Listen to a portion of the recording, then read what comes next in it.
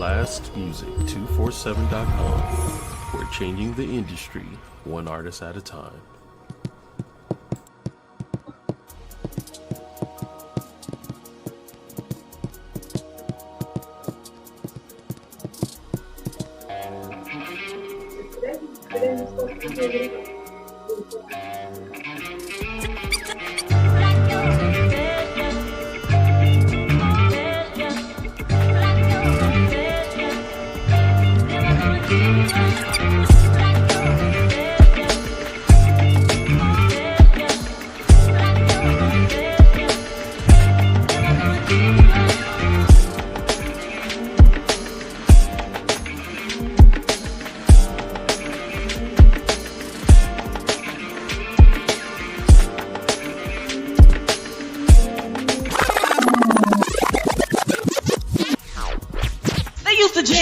In the center.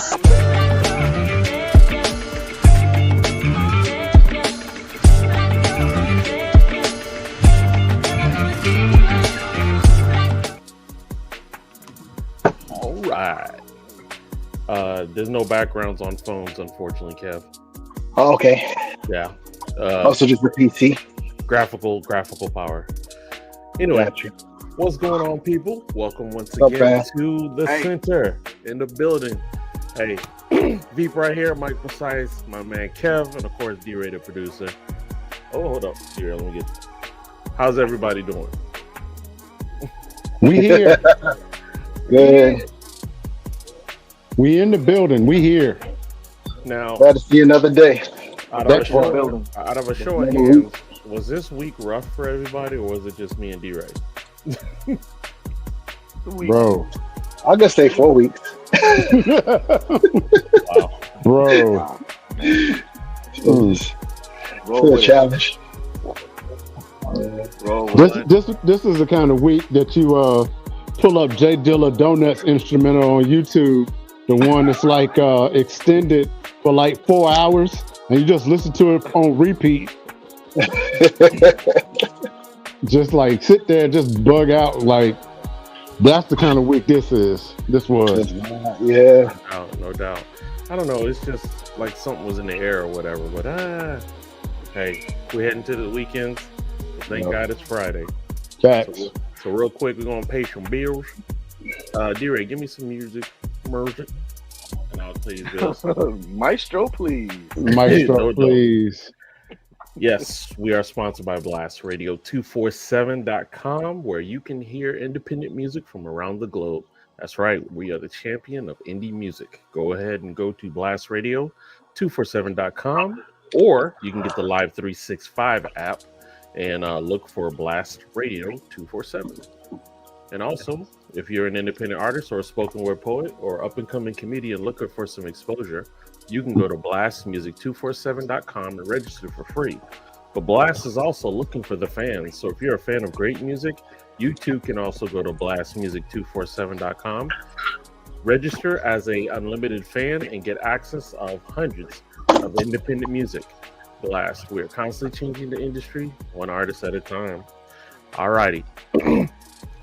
Now, our girl Sharita, she's tied up at the moment, but this is her week for beat, so I'm gonna go ahead and drop that for her, and we'll kick it up.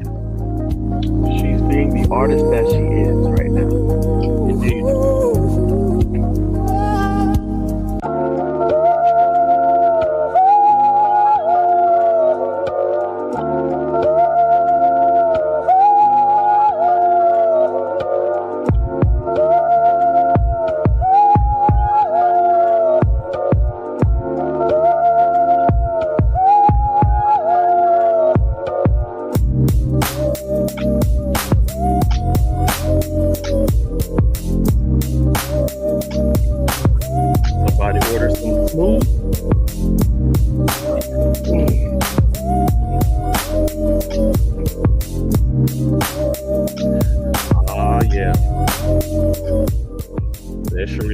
Knocking it out the park, y'all. You can't hear it, Mike?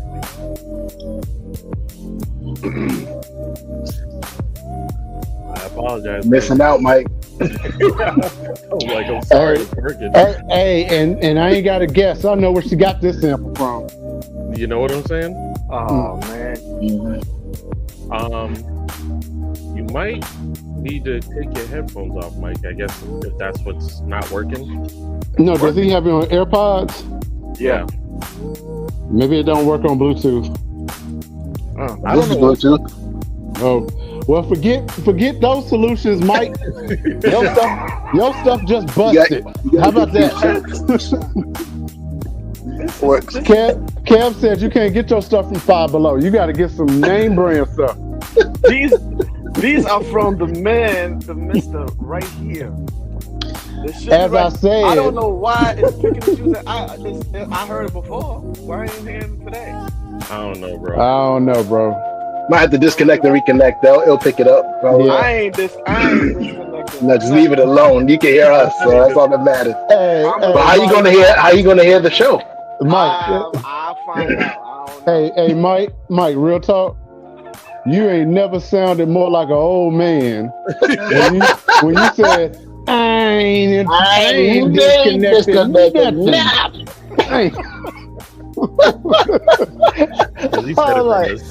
You said it right from the dentures. Like, good God. You can hear the rocking chair. Yeah, I ain't disconnecting a dang on thing. That came from the gallbladder. Not the gallbladder. You mean the ghost of your gallbladder? All right, Mike ain't had no gallbladder since '85. let's quit showing our age now. Anyway, everybody, thank you for coming to hang out with us. And of course, this is another episode of This or That. Man, I'm gonna tell you, I love this show. They're two favorite joints together that you love, and they're gonna clash like these two. Hey, wait a minute. I got the receipts. You know, I got plenty of receipts. The king of petty. Man, cancel OG's X account is wild. That is wild. Where did Kev go? Where did Mike? There he is. One of these things is not the. You hear us? One of these things is not the same. All right, hold on. Wow, that's I'm gonna turn it up. your company. You hear it, Mike? Need a toothpick, piece of straw. Tell me something I go to. Yo, Mike, I'm gonna hook you up with one of Mace's yellow cowboy hats. No, I will not be looking like Curious George's dad. You saw it too. Hey, only Gen X gets that joke. I don't think I need to see that. Okay. You need to see it. So, Mike, you had bounced before you saw. I said I'm bringing tracks together and have petty fights like these two right here. Man. Mike, does Mike even know what that context is? I said, Mike don't even watch the news, so he probably don't even know. No. I get my news. My news. But that Predator. That's hilarious, though. Yeah, Alien versus Predator. Alien versus Predator. That's cold-blooded right there. that is hilarious. Anywho, Welcome to Orange is the New Orange. Wow. He is like an alien. Shave his head. Orange is the new orange. That's a good one. That is a good one. That is a good one. All right, Here we go. We about to hit the first this or that. Let's drive it.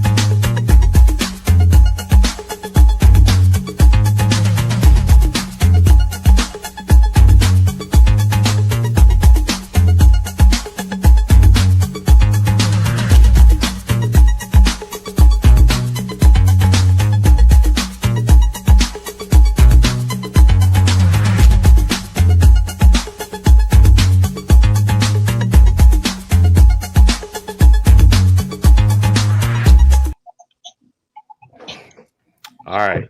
When it comes to the breakdancing bag, you got to have both of those essential songs. At least back in the days, they did. Still. Before cutting it up. Still. All right. So, Kev, what you think, man? This or that? Definitely this. Egyptian Lover is just like, yeah, for me, it's always been and will always be. Okay. Yeah. Always been and always will be, huh? Yeah, that's it. D-Ray, what do you think? I'm gonna be honest with you. I don't think I've ever heard that before. Really? I wasn't a break dancer, so I that was my first time hearing it. Or Egyptian, which one? That Egyptian Lover is gonna win hands down. Right. But that instrumental, the second one, I don't. It might have been years, I guess, but I don't remember that. Wow. Yeah, I remember that. That was one of those. I don't know if that made it to North Carolina or not. Valid point. What about you, Mike Precise? It is hard. It's a very close thing, but I take the Man Parish, man. Wow. I just think it's funkier. It's they both of those light up roller skating rink back in the day. Lit everything up. Both of them got everybody moving. It's just but for me, I like boom boom boom boom boom boom boom. It's funkier. It has a more funky feel to it. I got you. Even the Man Parish is, it's a white guy, but we never knew that back in the days. Yeah, I mean, and you know what? That's a valid point. And I also think that you would be surprised that a lot of the hip hop instrumentals that we all love, were white dudes. Like Art of Noise is a big example. Back then, Buffalo Gals. Twilight '88 with Electric Kingdom. Really? Yes. That I didn't know. Yeah. Okay. Wow. As a matter of fact, I want to say, I don't want to say anything wrong, but the white guy that was in Mantronics was in Twilight '88. I think. Okay. I got to go back and fact check that, but Paul Hardcastle. Okay. We listen to a lot of Rainforest. Paul. Paul Hardcastle. Not only is he a white guy, he a British white guy. Yeah, he's a white guy. Yeah, he's a white guy, but he's funkier than a mug. So he's like my man Freak. And Man Parish. Man Parish is nobody's like Freak. No, nobody's like Freak. Homosexual white. He's white and he's like, you know. Boy George white. Boy George. Look, real talk though, Mike. Real talk. And you know, we don't judge on the center, but be real. When you first heard Boy George, you didn't know he was white. Because we didn't. I didn't. When we first heard Time, I knew he was Time, oh give me time. We didn't know. Yeah, I did. I figured he was white though, bro. But it was the thing is though. I mean, that wasn't a big deal. I mean, it really wasn't a thing.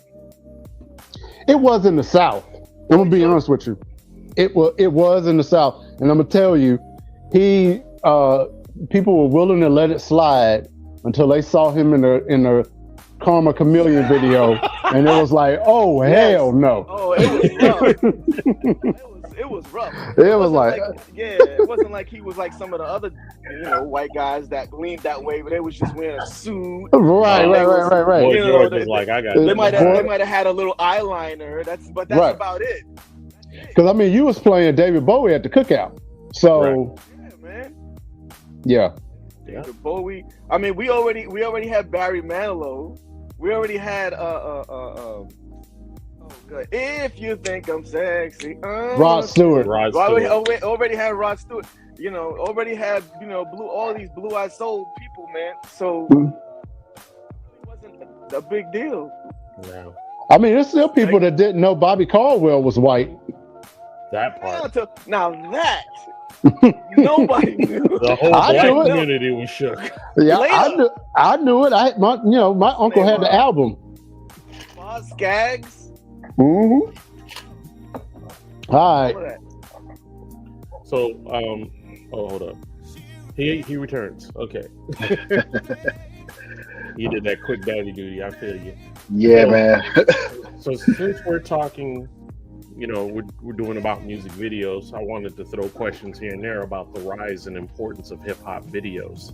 Mm-hmm. So how did early hip hop videos, and this is your opinion, how did early hip hop videos shape the visual identity of the culture, especially for artists who didn't have access to mainstream radio play?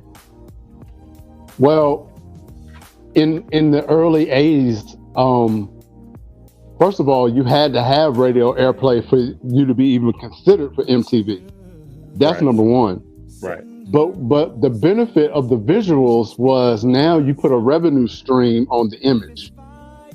And so if you think about how many pair of Adidas did Run DMC sell, you know what I mean? How many pairs of Levi jeans did they sell? Yep. I forget the brand of glasses and fedora that they had, but Gazelles? the Gazelles, right. And so Gazelles, Kangos, nobody got no. I don't think anybody got a Kango. And the fedora hat. right. And so now Godfather hat. you had an image that now went all over the world. Right. And so instead of it staying in the 5 boroughs, you now had kids in Afghanistan with fat gold chains and parachute pants, Yeah. So to me, that was the benefit. Yeah, the visual definitely made it global. Facts. Because you had the news going out, right? Because we was on the news. Rap was going global before MTV. Right. I don't know about that. Yeah, bro. I don't know about that. We wasn't on MTV when Grandmaster Flash and Melly Mel and them was coming out. We wasn't on MTV. No, that's what I'm saying. And that really, here's in The video box is what blew up hip hop. And see, here's the thing. That didn't play in the South. We didn't even know about video box down the South. But I'll tell you this: what we did know, we knew Beat Street, and when Beat Street came out, that's when we heard of Melly Mel down south. Okay, yeah, because he's in the movie. He's in the movie, right? Yeah, and Breaking was a great movie, man. Yeah, I love that movie. Lord, I'm trying to think of the first big video rap show. Lord, my goodness, I can't think. I'll think of it before we finish this talk. The first big what now? Rap video. The first big video rap show. Yes, that went beyond New York. Yo MTV Rap. Budweiser Superfest. Way before that. That was a show. That was a concert. Yeah. Oh, you mean show? I thought you meant concert. My bad. A TV program. But I'll remember it before the 1 in 6 in Park. It wasn't that. No. That was in the before. Yeah, I'm talking. Yeah, man, I'm like in middle school, bro. I'm thinking. Honestly, y'all might have had local video shows in New York. In the South, we had one local music video channel. It was called Hot Tracks. Now, Hot Tracks and Friday Night Videos in the early 80s played on Friday nights at like midnight. Yeah, it was late. Hot Tracks was mad late. It wasn't playing that. That wasn't that wasn't even. I don't even think that was 10 o'clock, man. I think that was like 11 or 12 o'clock. It was one of those late drops. Yeah. All right. So that was good. Let's go on to the next. TOT. Oh, jeez, I should know that, man. This is that. Let's hit it.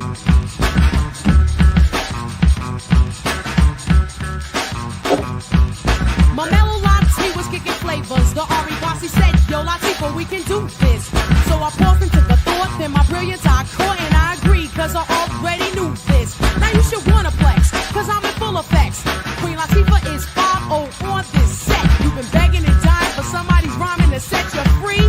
For God so loved the world he gave you me. I'm coolin', teaching those, meeting, schooling, and the mic, this mic in my hand, I'm ruling. So prepare your mind for my lifeline, and meet the new queen of royal badness. Latifah has the spirit, so head for the water and dive into the wrath of my madness. Hasta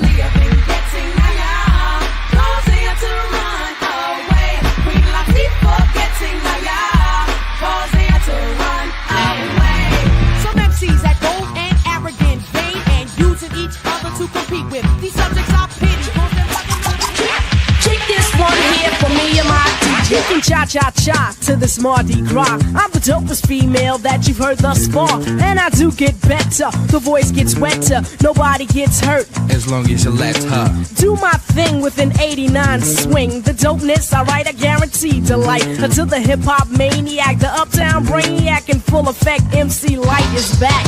And better than before, as if that was possible. My competition, you'll find them in the hospital. Visiting time, I think it's on a Sunday.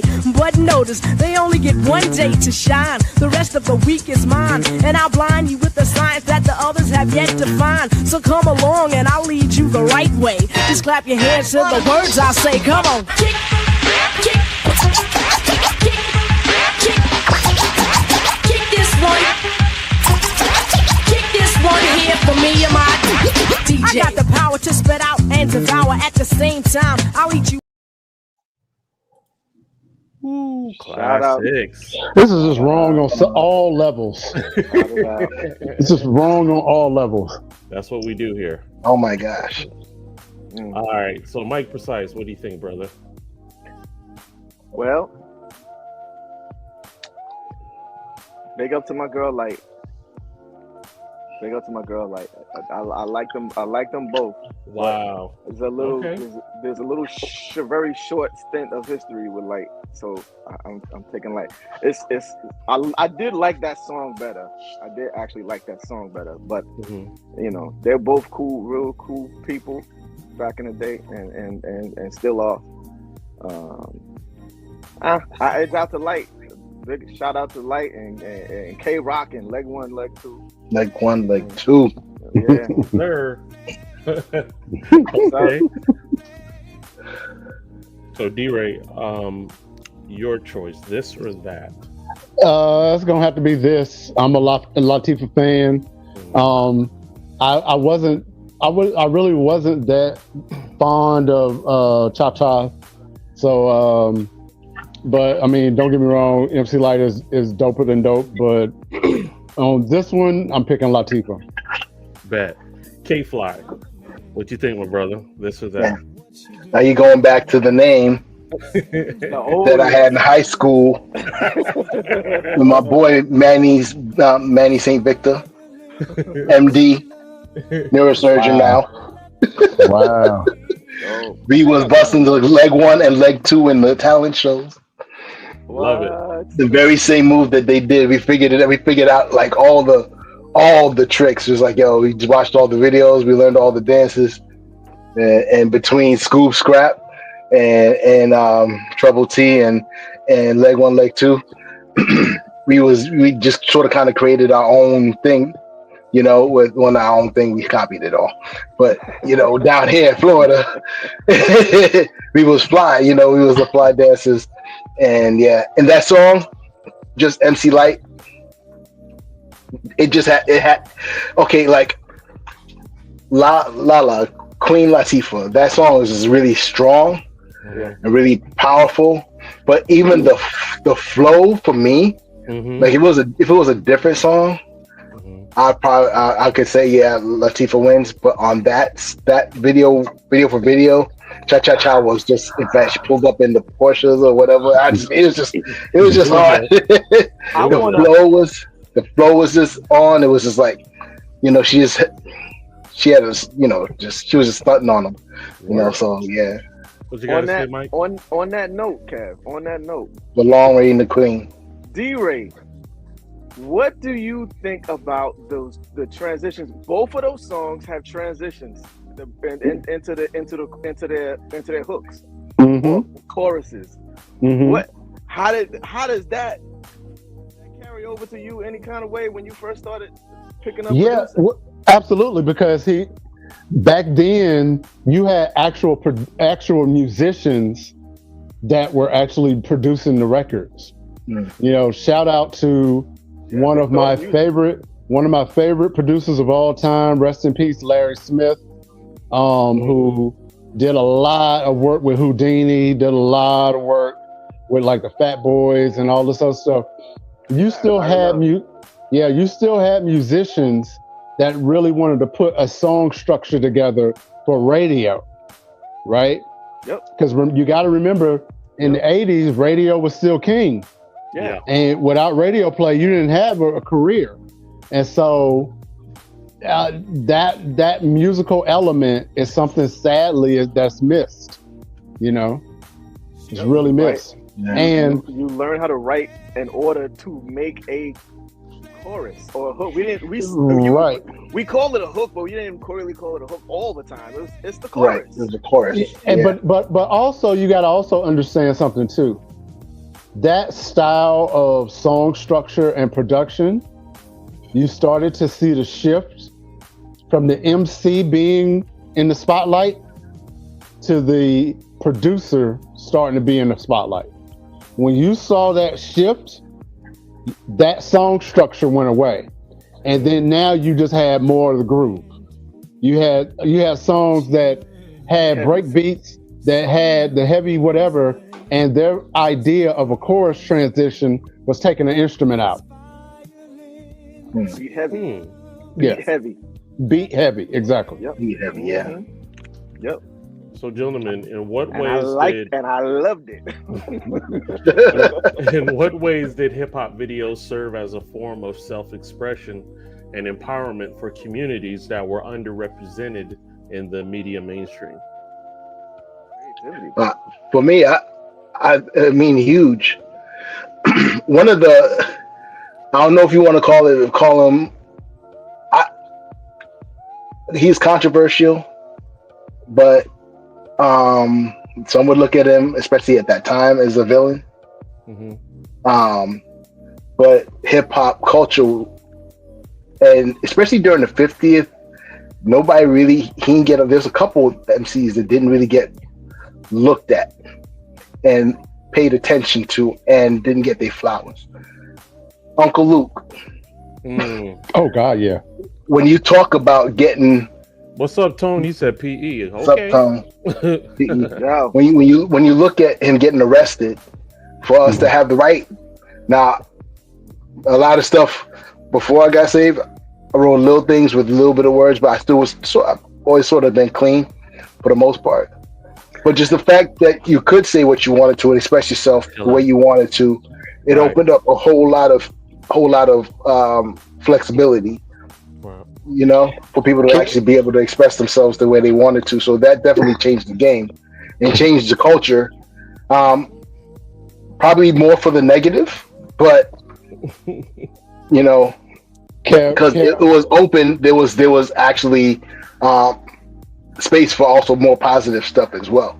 So, Kev, I'm sorry, I started getting a lot of Saint Luke Songs of Solomon jokes since you got saved.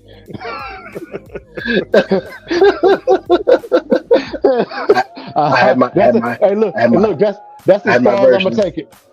I have my versions. That's as far as I'm gonna take it. I'm gonna actually go the opposite way though. I'm gonna say that the music videos, especially ones that came out of the music centers like New York and LA, started to serve as a gatekeeper for other neighborhoods and other regions, because now you had to sound like you were either from New York for credibility, or you had to sound like you was from LA for credibility. Yeah. And it wasn't until like the mid 90s where you saw the rise of Southern hip hop, or, you know, hip hop from Dallas or other places, that it, you know, that sort of started to crumble. But before that, when videos came out, if you didn't walk, like I remember I went to college with a dude that you hear him talk, you would straight up think he was from Red Hook, the Bronx. You would think it. You would think it. And then one day I just said, I pulled him to the side and said, dude, where are you from? He looked around and went, Wilmington, North Carolina. Oh, wow. Yes, it was a lot of that. Yeah, facts. yeah. There was a kid. There was this kid at church, and all three of us was at the same church. And this kid, I forget his name. This kid wanted to be so hard. Oh, I'm like, what are you doing, man? And just a slang. Little Spanish kid. What was we saying? No, it was this little black kid. Oh, okay. He's just a little bit younger than us. And I was gonna say Derek. No, I'm playing. no, it wasn't. It wasn't Derek. He was definitely younger than us. Probably about maybe 2-3 years. Mhm. And I knew his parents or whatever. And I said, I would say, yo, what's up, dude? One day he said, don't call me Duke. I'm like, what? What are you talking about? Don't call you Duke. What are you trying to be tough? What? That's what we say. Don't call me Duke. What? That's what we were saying back then, in the 90s. Oh, What up, geez. dude? Call me Duke. That's What do you crazy. mean? What? Huh? He had a problem. Boy, I'm not from Hazard County, son. He tried to, he's trying to wear all this like mad baggy stuff and try to change his accent. He had a hearing problem. If you remember that kid, he had a hearing problem. So he would talk funny, but he's still trying to talk like he's Talking hard, like he was hard. I'm I don't like, remember him. What are you doing? Yeah. I don't remember him. I'm like, come on with this fake stuff. You in Florida, homie. You're not from where I'm from. What are you doing? All right, so look, we'll go ahead and run the next one, and then after that, we'll transition into our music way back. Let's see here. Here we go.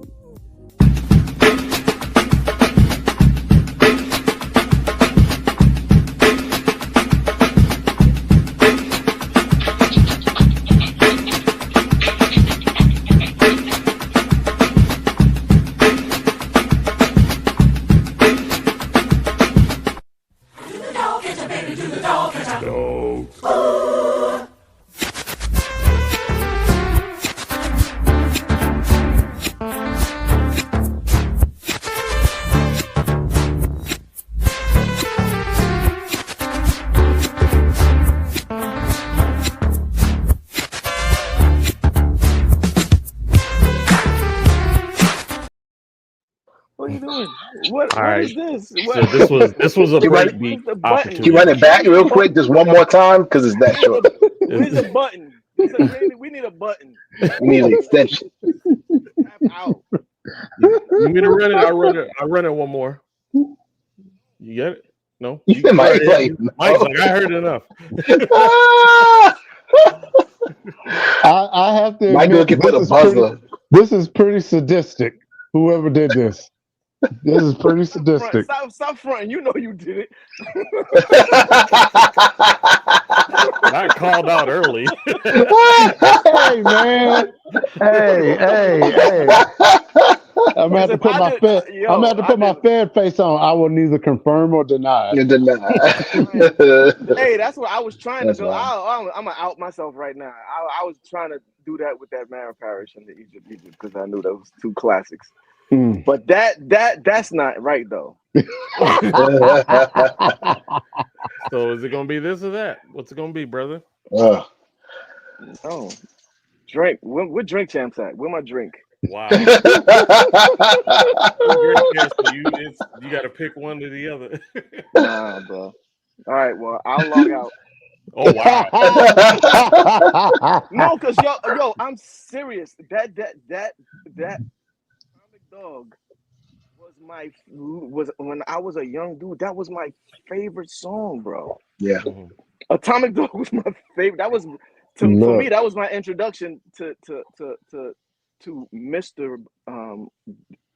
Mr. Clinton. Yeah. For me, that was my introduction. Dude, I played that all the time. I played that. If my parents wasn't home, my father, before there was any such thing as surround sound, my father wired the house with speakers. Oh wow. Wired the house with speakers. The what would have been like a linen closet, you put your towels and everything. That's where the receiver and all that was like the station. So D-Ray, man, Mike, you're not slick. You stalling. You're stalling, Mike, and we know you're stalling. And I can't pick. She ain't picking. You ain't stalling. You're not picking. Because because I would have automatically when James Brown came on, I was like, oh, I don't care what else comes on after that. But then Atomic Dog came on. Oh, all right. Look, real talk. I know we gotta pick and everything, but one of my favorite memories of all time growing up, my mom, it was just me and my mom. And on nights that she would leave and come pick me up from my grandparents' house, we would go home. She would always take the long way home, and we would always listen to the radio. And I remember one night, Atomic Dog came on, which was my favorite song. And I remember the car pulled up beside us, and there was this old black man, and he was listening to the same thing. And here I am in the 5th grade, and I gave him the Black Power fist, and he was like, "Yeah, young buck." It's like my favorite memory of all time. That was some serious affirmation. That was, what I mean? Exactly. That was some black. That was affirmation. Hey, that affirmation. Oh, you know what? I'm making that T-shirt tonight. I like that. But yeah, that. So I'll pick of all of the James Brown samples. First and foremost, give a shout out to Clyde Stubblefield, who was one of the best drummers to ever live. Ever live. With 3 V's. That part.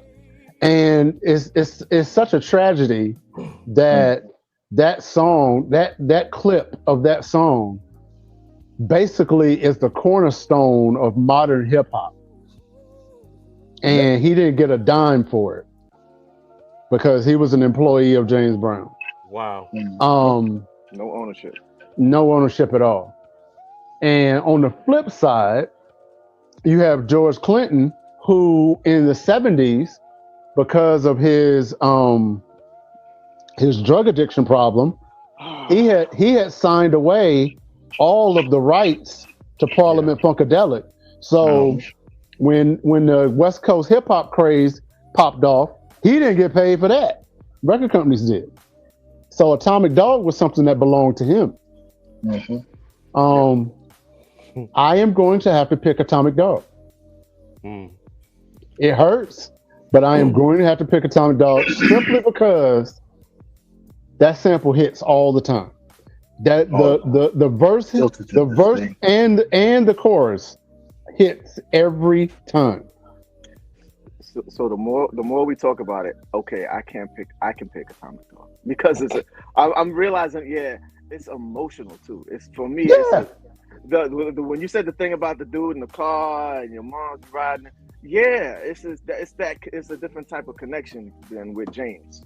Right. With James, like there are other songs that people sampled from James Brown that have more of an emotional connection to us. Mm-hmm. But Funky Drummer to me was in a lot more pop records and a lot more R&B records, and it's buried underneath a lot of hip hop records. Yeah. So go ahead, Kev. I'm sorry. My family did show me James Brown had a house in Queens. So that's one kind of a connection, but it's Atomic Dog. Find some way to join. They got a Queens connection. And George Clinton was born in Kannapolis, North Carolina, which is approximately 20 minutes away from me.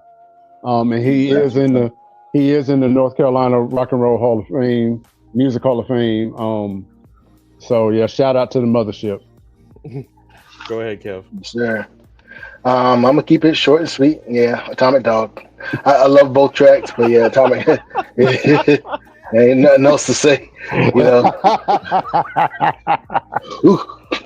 the Godfather, but ain't that strange though? I mean, but think about what we're saying.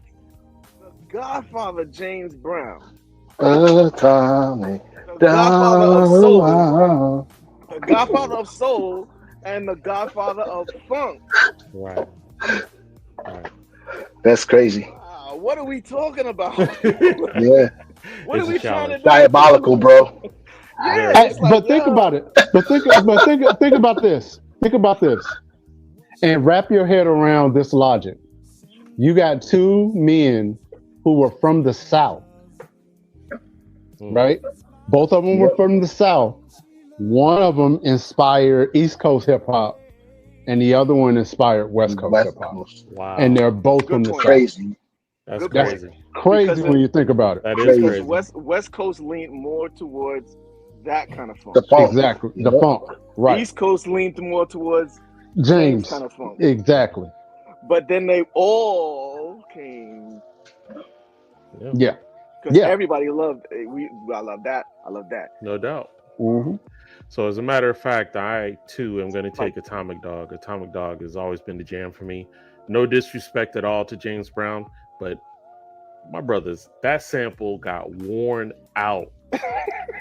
Oh my You never god! got tired of it, and you never got tired of You it. can't get tired of that. But it I was mean, can't get tired of that. saturated though. Real talk. Real talk. When we listen to PE, when we listen to Public Enemy, Yep. I think it was the second record, and that break beat came on before the other right after Get the sound of the fucking drummer. yeah. Seen them perform, especially if you've seen them perform.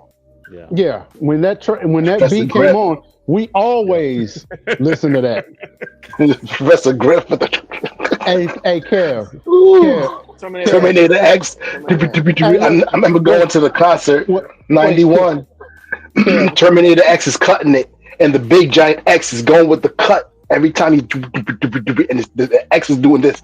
Just I never seen nothing like that. I was like, yo, this is crazy. He's programming y'all.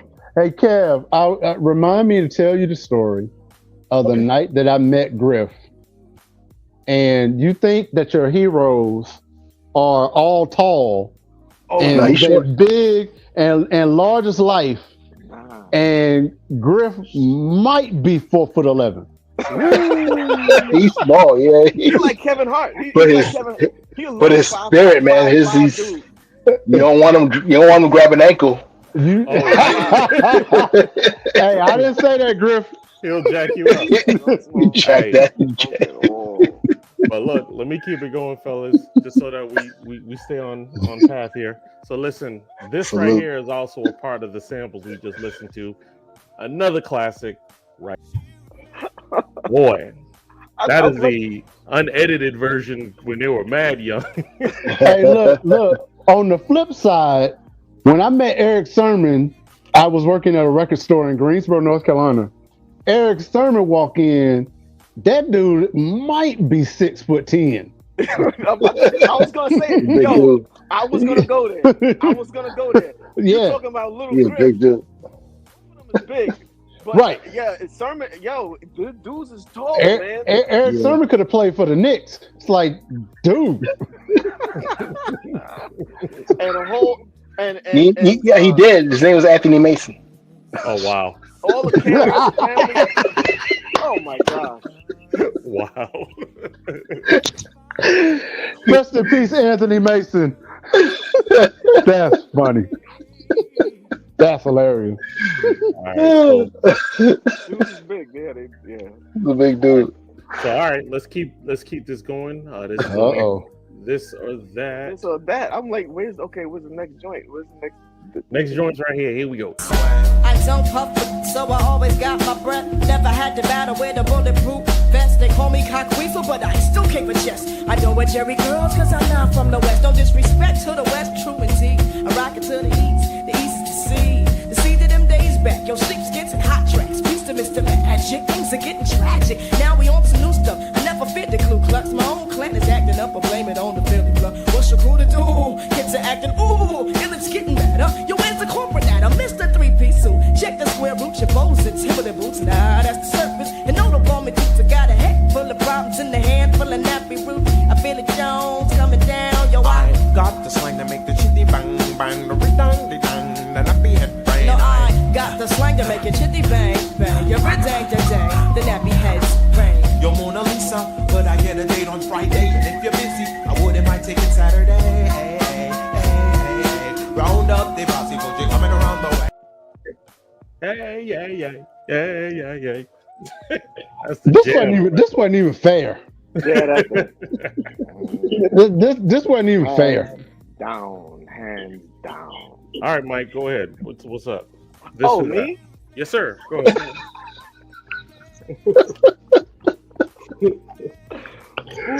La. Fuji La, Fuji La, Fuji La. You know what makes me actually very sad and disappointing was the brevity of her career. Mm. I wish, I don't know, man. The chick is nice. The sister is nice. Facts. She is nice. She's nice. She could do. Yeah. She's nice. Brilliant. She can rock with the dudes. She can rock with the dudes. You forget she's a dude. I mean, you forget that she's a girl. Yeah. It's not, that don't even come into play. Yep. Not even come into play. She's just an MC. It really. She's like I'd say she was like the first female MC that you saw as just an MC. Yeah. And if she ain't in your top 10, 15 maybe, like I would, maybe because she's up there with me. To me, she was the beginning of the lyrical female rapper. Facts. Yeah. Kev, Yes. who you got? This or that? I'm trying to think because Antoinette was pretty hard. Yeah, she was. Antoinette, they can rhyme. It was just different though, but they were battling. Good. They were good and they could rhyme. She's like the first female backpacker though. I say that. But Lauryn Hill's another. That's another. Yeah. Her than Jean Grey. That's like Jean Grey. That's like Rakim coming on. Yeah. Oh, for females. All these rappers. I say yeah. And then 100. Rakim comes out. Yeah, it don't matter. So you got all these lady rappers, but then Lauryn Hill comes out. Yeah. Yep. Yeah. She's the top of the curve. Right? Another archetype. Yeah. Another. Yeah, she's an archetype. Yeah. That's the way to look at it. Yeah, I love both of these. Mm-hmm. Miss Ladybug's verse, but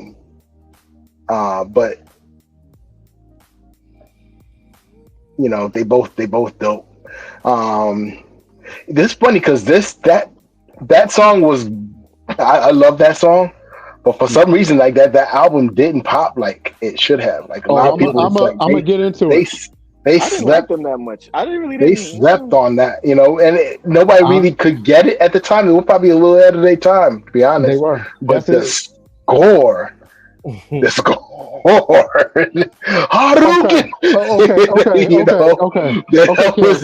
Hold on. That blew them up someplace level. So now let me finish my point. But yeah, I'm gonna have to say that. But like doing a comparative, I'm gonna have to say that. But I don't see it as far. The Diggable Planets versus them with those two videos. Gotcha. So I think first before I pick, one of the reasons that Diggable release didn't really hit was because it was almost like a dog whistle to hip hop fans, right? And what I mean by that is there's something in Diggable Planets in their music that only a hip hop head is going to get, right? Which was counterproductive to the 90s when you were trying to keep it as simple as possible so that you can attract as many people as possible, right? So if you got something that is complicated that people are going to have to really sit with, it didn't really hit like that because people weren't really looking for a deep hip hop record. That was starting to dumb it down. Yeah, it was changing. It was starting to change. That being said, when you look at Diggable Planets, you saw a group. When you looked at the Fugees, you saw L Boogie. You saw Lauryn Hill. You saw L Boogie, two Negroes, those two dudes. The two Haitian dudes that she was with. Well, I'm gonna keep it carrying them. Oh, hold up! I got another caveat on top of that. They would always go, "I know Wycliffe, I know Lauryn Hill. Who that funny looking dude in the back?" Nobody knew. Hey, look. I dance around the border like I'm Cassius Clay. Look. Don't say Cassius Clay, bro. Yeah, Ali yo, gonna come up and whoop your ass. that part. Yo, first My and nephew foremost. watching. My nephew watching. Oh, That's on the cross. Hey, with the ass, with the jawbone of an ass. No, he meant kick your donkey. That's what he meant. With the jawbone Kick of an your ass. mule. Kick your Listen, mule. the ass is in the Bible. I could say ass. No, real talk. Yeah, real but talk. he can't. Real talk, y'all. Yeah, go ahead. Lauryn Hill's freestyle at the Apollo is legendary. Legendary. And the only thing that I remember about Praz was that dumb dance that he was doing. That he kind of looked like I don't remember that. Oh, you got to go back and look at if we pull the video up afterward. It was a really dumb dance that Praz was doing. It was just like, okay, maybe that's what he's known for. Oh, But that song came out before the score.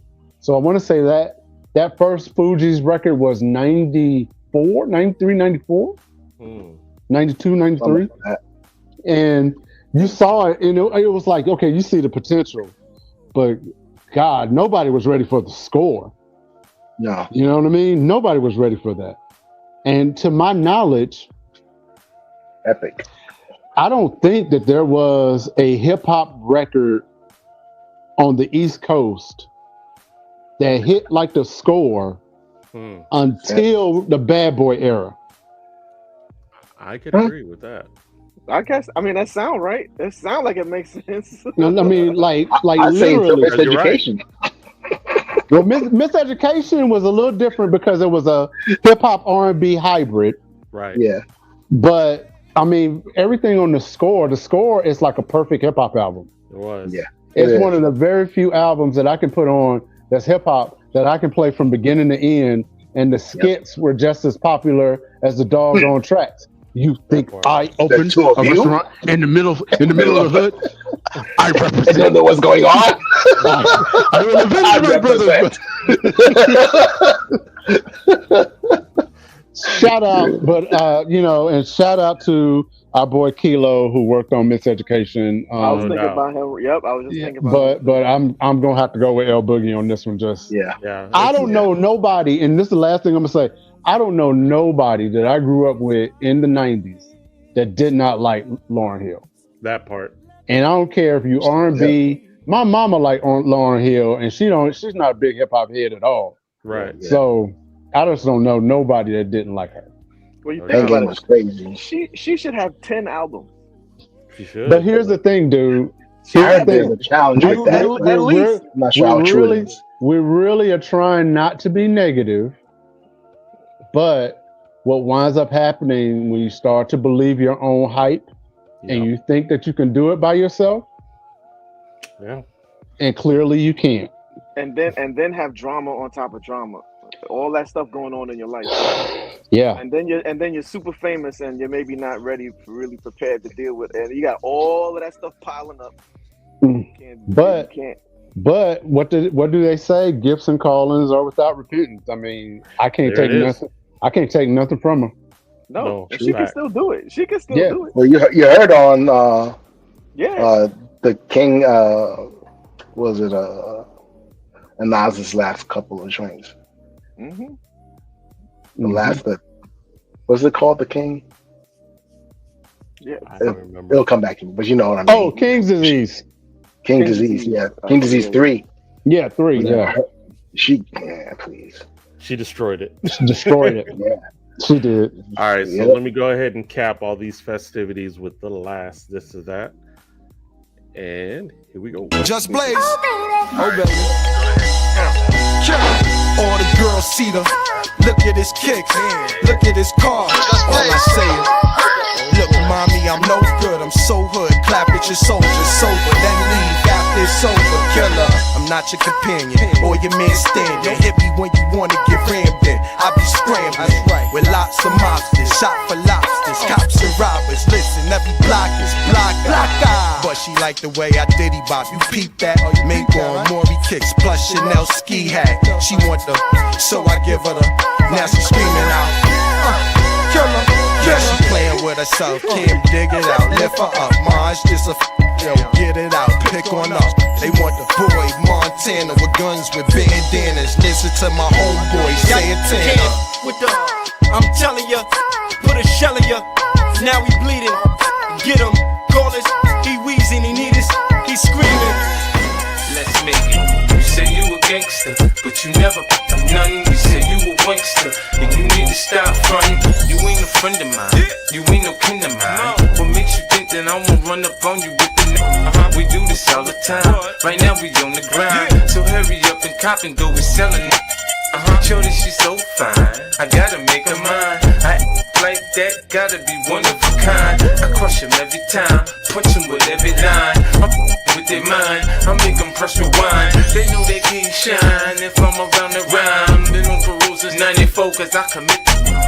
I say in my line, I did it 3 to 9. The D's ran up in my crib, you know who dropping down. You say you a gangster, but you never nothing. You say you a wankster, and you need to stop frontin'. You go to the dealership, but you don't never cop nothing. You been hustling a long time and you ain't got nothing. You say you a gangster, but you never nothing. You say you a wankster, and you need to stop. Woo! All right, so that was Cameron versus 50 Cent. D-Ray, hold on a second. I got it. Go ahead, D-Ray. What you got? I was hoping and praying that it was going to be somebody that I could actually say that I liked on that, because I couldn't stand Cameron. I couldn't stand that song. Really? I couldn't stand it. Now here's the problem. I was getting ready to eviscerate the song, and out of the corner of my eye, my wife was over there doing her little two-step, because somehow it took her back to 1998, 99 at North Carolina Central. I hated that song. I was at UNC Charlotte, and Power 98 played that song at least 3 times every 10 minutes. I couldn't stand it. 3 times every 10 minutes. I couldn't stand it. Non-stop play. That's what happens. That's what payola do. Oh my God, I couldn't stand it. But the power. So I'm so happy that I could justify that, because I really did like Wankster. I really did like that track. So shout out to 50 on that one. No doubt. All right, Kev, what you think? This or that? We are diametrically opposed. I love the whole vibe of Boy, and it's just the whole using the hook for the rhyme and the pause in the lyrics. That was just so crazy. And then that, I don't know, it was just, it was that Harlem swag. There was like, they brought Harlem out, really heavy, and not from Harlem, from Brooklyn, but still, it just felt so New York. And at the time, I think what I knew of the circumstances with Wankster, and I did not knowing everything that I know now. I was a little biased because I was more of a Ja Rule fan. So Wankster bothered the heck out of me, and the fact that he had the chain on the door, that it just irked me. And I was like, yo, what these dudes promoting? They really promoting, not knowing now what I know about the circumstance and why 50's so petty, and he earned his right to be petty. So that it was hard though. I always thought it was hard. But I was like, I was Team Rule. But for me, regardless of my position, for me, it's Cam, Boy on that joint. I love that. I love Horse and Carriage. I just love the swag. He had a swag that was just something different. It was cocky. It was, he's still cocky like that. I'd have picked the rapping Duke over Cam. We could do that. Pause. And lose every time. Just keep it real. The right, double Mike. Dutch bus.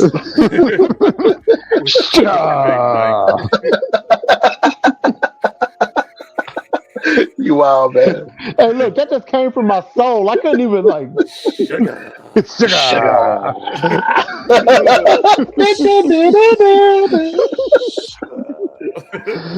All right, go ahead, Mike. Mike. Yeah, I definitely need to get my own button. Oh, wow. He be buzzing up a storm. Oh, his own mute button. Shut up! Shut up! Oh boy. I'm like, first of all, when the wow, man, I'm glad I have a filter. I do. My filter is in effect. Say what I was gonna say. All right, yeah. I'm gonna say it. Yeah, when them Diddy boys came on. Wait a minute. Whoa. Whoa. Whoa. Diddy boy. Whoa. Diddy boys. They're not gonna watch. I'm not. You know, if I ever meet them, I'm like, yo, it's all entertainment, man. It's all entertainment. But I'm like, I never liked. I didn't like any of it. I didn't like, yo, what is all of this?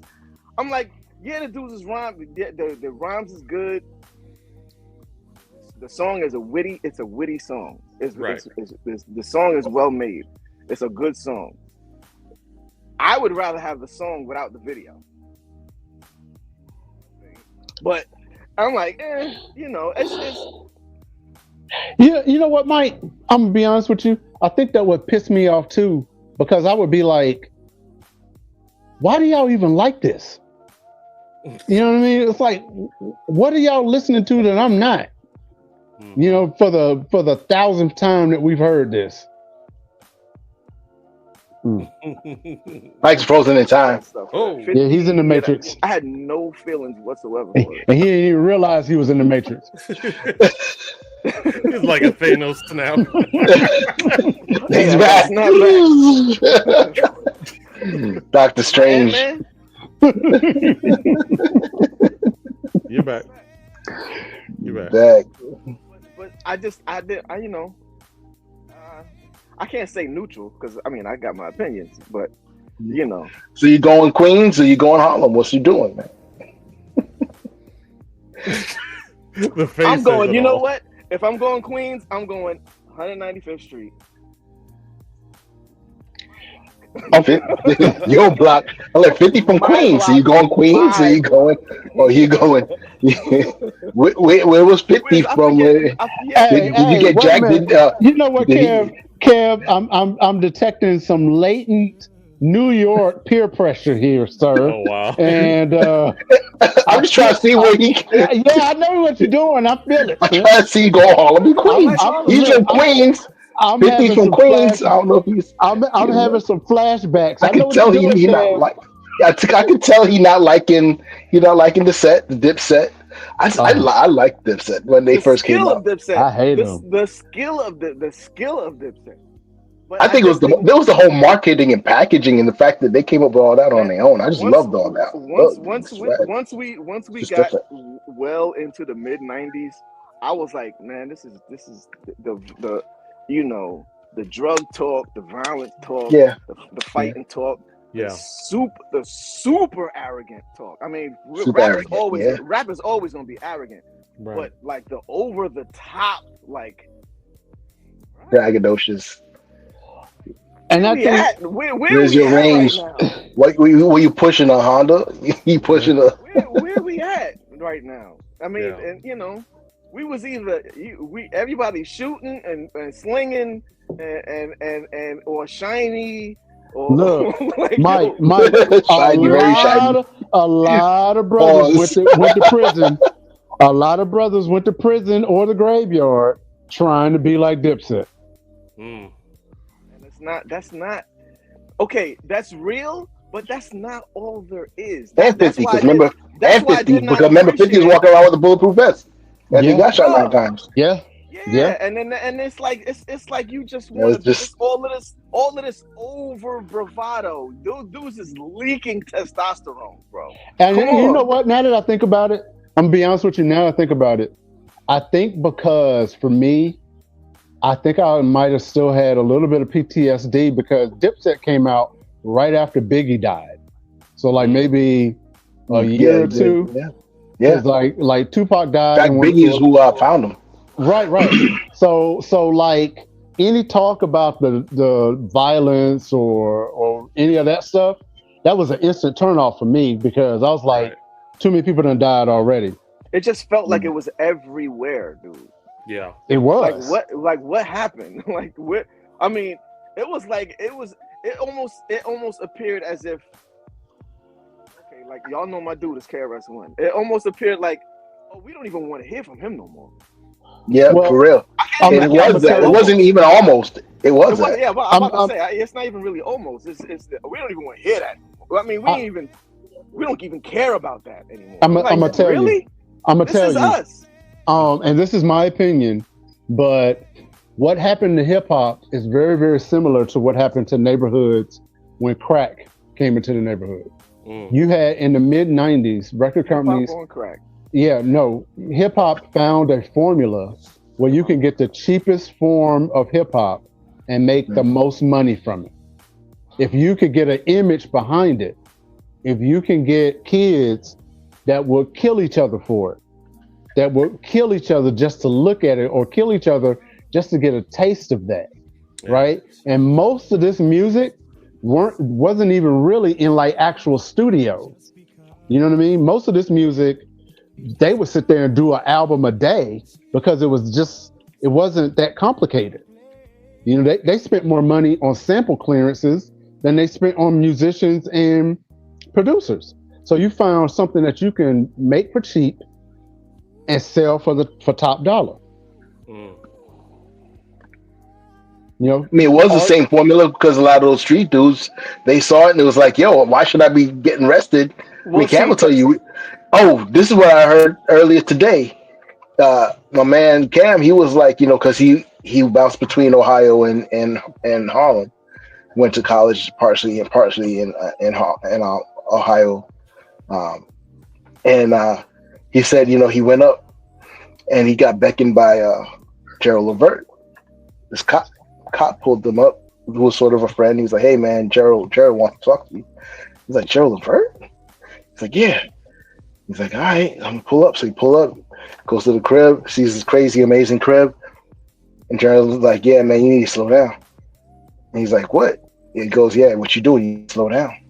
And he was like, he tried to act like he didn't know what he was talking about, but he was, you know, he was moving stuff. So he was like, yeah, he goes, these guys, they onto you, they know what's up, and they watching you, and they're not gonna give you too many more chances. Some friends, they told me to tell you to pause. That was the first pause. And he stopped. Pause before the pause. Pause before the pauses. The real pause. And you know, he said the reason he was going out, he had his kid, and he was like, yo, I gotta do what I gotta do for my kid, blah blah blah. But he said that made him stop. You know, an OG being there made it stop. You know, but he's like, okay, word, I could flip the game, so why flip this? I'm gonna flip that. You know, and so for that, I respect what they did, the content of what they were pushing, because they were pushing like they were still doing it. Some were, some weren't, some stopped, some were doing it during. You know, some got smart. Of course, we know Jay-Z got smart. It's like, yo, I'm out. I'm not doing this no more. And he was on a cliffhanger. Jay-Z was like, because he was like almost, he got in it. He was like 26, 27 when he got into rap. So he wasn't young. So when he had that, Jay was young. Jay started young. When Jay was with Jazz. When he his first album. Talking about his first album. Not talking about his own. Yeah, when he came out with his he wasn't doing the young boy stuff. So that's why his stuff, and then he was like, yo, but he knew, okay, he could see where it was gonna go. He's like, all right, well, let me just go to do this. And obviously he's got that brilliant mind of brilliant people around him, you know, making sure he wasn't the smartest person in the room, made him the smartest person in the room, and he is where he is now. So I think that mindset, it has like a full, you know, a circle type of thing where, at the front end it was really negative, but now what are you going to bring back and what are you going to contribute to the young heads, you know, the drill cats and all that right now, and letting them know, hey, who's going to be the Uncle Vert, you know, the Gerald Levert saying, Yeah, it's we sowing and reaping, pause, man. This is you sowing and know, reaping. Now we stop got with the Okay, strutting, stop with the money to the head, stop with the, okay. you know, All right, so that's what I'm saying. I'm gonna play devil's advocate real quick, because the thing that gets me sometimes is this idea that the black intelligentsia, the people who are successful, and Questlove touches on this where he talks about the weight of black genius with this documentary on Sly Stone that I recommend everybody to watch. But I heard about it. nobody asked Joe Kennedy when he was selling bootleg liquor to make the Kennedy fortune, what are you going to do for the community now? Nobody asked the Rockefellers, or nobody asked the Dukes. Nobody asked any of those people that were kicking a billion butts. Okay, now that you've done this, what is your responsibility to the community? And for some reason, black success sometimes is perceived as community success. And I think that's kind of, I don't think that's fair. The reason for that is systematic colonialism and racism. I mean, that's the reason. And so because you've feel so suppressed for so long as a community in America, Black America, that we're looking for something, because anytime we did build something, they burnt it down, they blew it up, they flooded it, you know, because we've been building. We weren't even the lowest on the totem pole. The Irish were. The Irish were lower than us. They had less money than us at one point. At one point. You know what I'm saying? So when you look at it like that, there's like, wait a second. We always, you know, our talent has always been, our gift is the gift. We are the gift. Mm-hmm. So you said earlier, your gift shall make room for you. We just step in and make room. But they don't want to give us the love for the room. So then we have to look and aspire until we get outside of ourselves. Like a lot of times when dudes travel any which way, would be it military, be it like these young guys going on tour and going international, then they see things differently. They go to Africa, they learn that, hey, they don't hate us over there. They actually love us over there, but we've been brainwashed to think that they hate us over there. Yes. Khalees got like 300, he's about to get 300,000 acres. I love her. 300 acres in Kenya. She has like 150 right now. She's telling people we need to go over there and do stuff because everything's about to pop right now. Here's the thing, though. Here's the thing with that. Real quick. I appreciate everything that you said, and I think though that there is this, and you know, Sly Stone was talking about when you're successful, sometimes you are torn between the community of, do I stay black or am I OJ? Am I so successful that I don't see color anymore? People don't see color anymore. And there is this weird sort of thing in hip hop where hip hop has a tendency of eating its own, right? So at the end of the day, a lot of these guys that were still slinging, they, you know, maybe they did need the money, or maybe they were trying to keep up with a lifestyle. No, you like the money. That's you like the money, and you're used to it. Right. And it's easy. Right. And so, you know, I think that's just a real complicated thing to me. It's just, you know. I don't think it's that complicated. It's what you want. It's not complicated. Hold on, but it is complicated because it is what you want, but a lot of times what you want ain't necessarily what the community wants for you. That's that crab in a bucket right there. That's it. And again, it's developing your internal. What do you look at now? Like, I think I've told this story before. I could have easily went that route. That was an absolute nah. I can't do that. I'm not gonna do that. I can't do that for my own safety and for my family. No, it's what you want. Now, yes, I don't have, you know, I have the same type of circumstances, but in my mind, that's not even the only thing I'm thinking of, because I was taught to look at how the civil rights movement worked. I was taught to look at history. I was taught to honor those people who made those kind of sacrifices. There's a lot of dirt that could have been done. I watched all them 60s and 70s movies too. I did not think the pimp was cool. I didn't think the drug dealer was cool. I seen them too. I just didn't think it was cool. I'm gonna say this, and I know we gotta land the plane, but I'm gonna say this. There's a scene in Skyfall from James Bond when the villain comes in and he's talking about an island that was full of rats, and him and his father had set up this trap to catch all the rats in this oil drum, and they left them in the oil drum until the rats got so hungry that they started eating each other. And then he said, now you have the last two rats. What do you do to them? He said, you let them go. Why? Because they don't eat coconut no more. Now they eat rat. It's Willie Lynch, bro. And that is mid 90s hip hop. Wow. Willie Lynch. It works. It's a conditioning that hip hop will eat its own with a little bit of money, with a little bit of success. Wow. And a lot of jealousy. Hip hop now will eat its own. Brothers won't really to that. It's like, come on, man. I mean, if you are so depraved that you just don't know that this ain't right, that some of the stuff that we doing, it's not cool, but you're gonna do it. I mean, it's come on, man. I mean, do we not know? I mean, some people. Okay, Mike. I'm gonna be honest. I'm gonna be honest with you. Some people don't know, but we make a choice. Some people don't. Some people don't know. Yeah, some people really don't know. But then there are other people who know full well and don't care.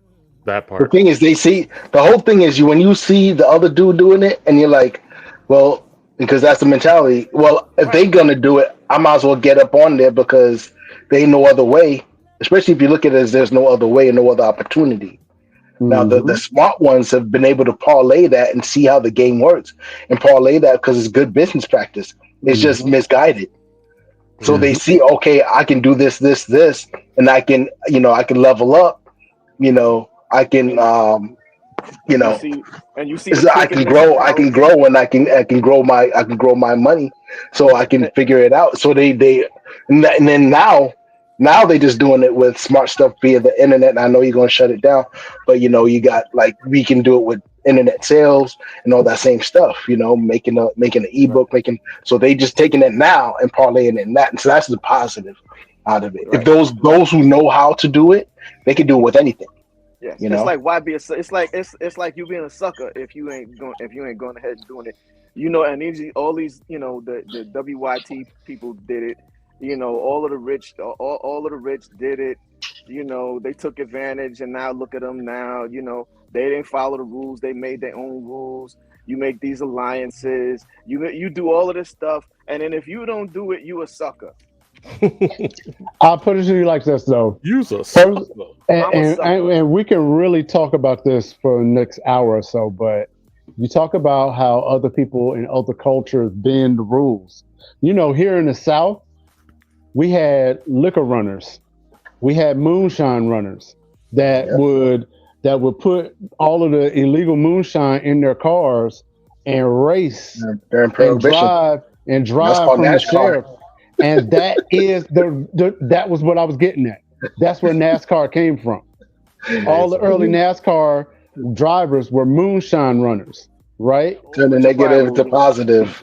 And it's all good. And it's all good unless you're doing hip hop. And then now all of a sudden, it's just say no. Let's land this plane because my blood pressure's starting to go up. Yeah, brother. It's a whole different conversation. Yeah. So look, we appreciate everybody hanging out with us tonight.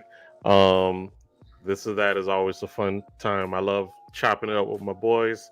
This has been great. So listen, come check us out again next week. Who knows what we got going on, but bring a friend. Let them know that, hey, the center is here to give you that hip hop flavor that you always are looking for. Please be safe, and we will see y'all next week. And like Rakim says, it ain't where you're from, it's where you're at. So always keep it at the center. We appreciate y'all. Love y'all. Be safe. Peace.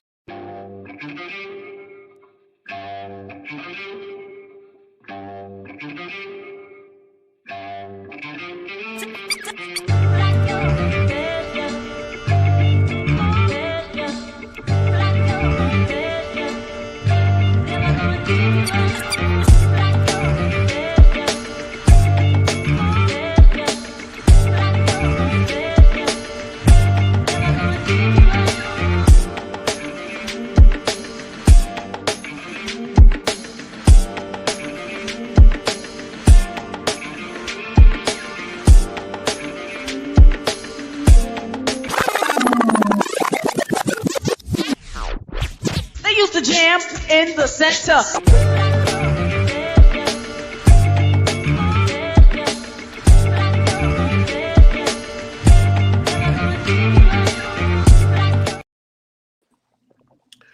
Great This job.